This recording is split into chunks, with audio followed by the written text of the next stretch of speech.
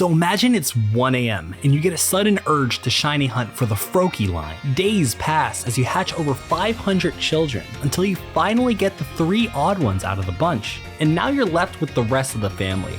Now, you can be normal and release them into the wild to flock together, or you can be me and decide to painfully spend 8 hours giving them all away through surprise trade. Surely I can get something good from that. Well, that's a Route 1 Pokemon. I mean, it's to be expected, but surely the next one will. Nope. Pokemon Surprise Trade was introduced as Wonder Trade in XY, and I quite literally did it once, and after receiving a level 4 Scatterbug, I never touched it again.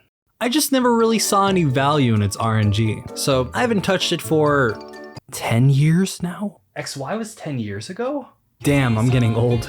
Existential crisis aside, before we can start trading, we spend 3 hours nicknaming them for self-promo. Guys, I need it.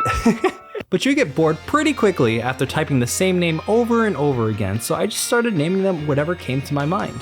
Walmart, Peter Griffin, Bird Food. Do you ever feel like a Skinwalker, Plastic Bag, Purple Guy, Bomb, Batman? And it seems like I'm not the only one who started having fun with names, as I got a couple of other interesting ones. I traded my Batman for Dog Water? What a name! Magic Crap, Magic Crap. You are a joke. Something tells me that isn't a Mewtwo. You can see a lot of personality from the names a trainer gives to their Pokemon. Some would even get my channel striked if I decided to show them. But then there's also another group of people who are a lot more common than I thought they would be. Shiny Gyarados? Whoa. What? Repeat ball. Yeah, it's fake. That makes sense. Let me guess. Level 100. Ability patch. Does it have perfect IVs? That would be... Yup. Totally legit, guys. Totally legit. With every meager Route 1 Pokemon, there is an equal chance of getting a hacked shiny. Promo 6. I wonder what this will be. Shiny in 3, 2, 1. Yup. Within 8 hours, I received 27 shinies? That's one every 20 minutes. I sure could have used that 3 days ago for the frog infestation. But then again, you can only feel so little joy for your 14th level 100 perfect IV in nature hidden ability shiny Pokemon. Oh yeah, and they all have Master Balls. I don't really know why people trade fake Pokemon. I guess it's to get clicks for their website, but who would be that shameless? But then again, some shinies aren't even named after the websites or the trainer. So what was even the point? I'm starting to think there's a league of villains coming together to kill my hopes of finding something actually good in Surprise Trade. But with every villain, there's a hero. And fortunately for me, I had a couple. Not only would I occasionally receive something cool like a Paradox Pokemon, but also someone gave me their Wo-Chien. One of the greatest. Wo-Chien! Live Wo-Chien? Whoa, live Wo-Chien reaction. Is it real? Is it a real live Wo-Chien? Those are really good stats. It's not perfect, which is really good. I think this is a real Wo-Chien. Well, that's awesome. We got a real Wo-Chien, actual Wo-Chien reaction. However, the highlights were absolutely these two moments. Haunt shiny? No way. No way. Is this real? No way this is real. Okay. Its stats aren't perfect, so it could be real. It's only level 60. This might be real. This might be someone's actual real shiny Haunter that they gave me. I'm happy. Shiny Garganacl. Real or fake? Well, its stats are good, but it's not perfect. And it's not fully level 100. It has a terrible nature. If you're going to hack in a shiny, you would never give it plus special attack. If that's real, that's awesome, because that would mean I got 2 shiny Wonder Trades. I had gotten not just 1, but 2 real shinies. I must have been blessed by the god of Surprise Trade that day. And on top of that, someone that actually received my Froakie came to chat to talk about it. Seeing in real time my 3 hours of pain actually pay off felt very invigorating. We even exchanged shinies afterwards. And I think it's really cool seeing how far these Froakies can reach. Some going as far as the other side of the world. But it also showed me some of the wonderful Pokemon names in other languages. Quax, Pom, Pamo Mamo.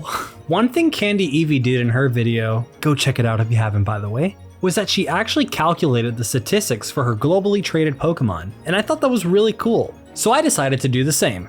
I live in a primarily English-speaking country, so obviously I'd be paired with mostly English-speaking trainers, with a whopping 346, over 65% of the total. Second was Japan with 85. Third is Spanish with 35, and Germany came fourth with 22, beating Chinese out by 1. France and Italy aren't too far behind though, with 16 and 10 respectively. And finally, Korea with just 5. Now there's one of my Froakies in every corner of the world, hopefully being taken care of by their new trainer. But wait, what about the other Pokemon? I have 18 boxes filled with Pokemon that I will probably never use, and I'm actually curious to see how much of the dex is completed with just them alone. In total, if we were to restart the entire game and complete the Pokedex, we would have 199 entries filled, which is literally half of the dex, wow. Honestly, not bad considering everything. But the sheer abundance of some Pokemon also made it fun to tally up which region had the most Pokemon represented. Last place is Unova with 26 representatives, with 13 of them being unique. I guess it is time for those remakes, but considering the community's response to BDSP, maybe not. Either way, I'll take any excuse to replay my childhood game. Next is Alola with 31 representatives, but only 13 of them were unique, so it's not really much of an increase. But it seems like the DLC will help introduce more Gen 7 mods. Afterwards, we have Hoenn with 41 total and 21 unique. Sinnoh beats it out by 1 in total and 2 in uniqueness. Kalos is next with 48, but funnily enough, loses in terms of unique Pokemon with only 18 total. It's all those damn Route 1 fletchlings. Well, no actually, since Fennekin was the highest with 10. Surprising, right? Which makes sense considering it was the most recent raid before the Gimmighoul tragedy. With Scarlet and Violet continuing the trend of helping Gen 2 Pokemon, it's no surprise to see Johto in top 4, with 54 total and 26 unique overall. And in third place is Paldea's friend to the north, Galar, with 57 and 28 unique mons. Then in second, we have Kanto with 90, but in terms of uniqueness, it's only one greater than that of Galar, with 29.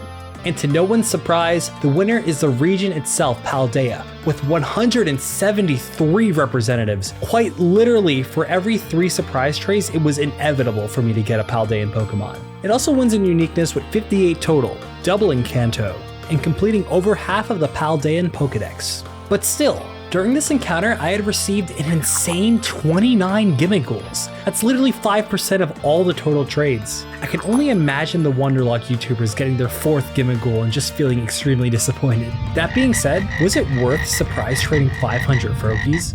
Honestly, yeah. I fully expected to get absolutely nothing good, but it was actually pretty funny to see what surprises came with every trade. I am a changed man, and now I see the appeal of the RNG trade. Now, will I ever trade 500 Pokemon again? Nope, No, absolutely not. No, hold on, no, Chief. Well, maybe.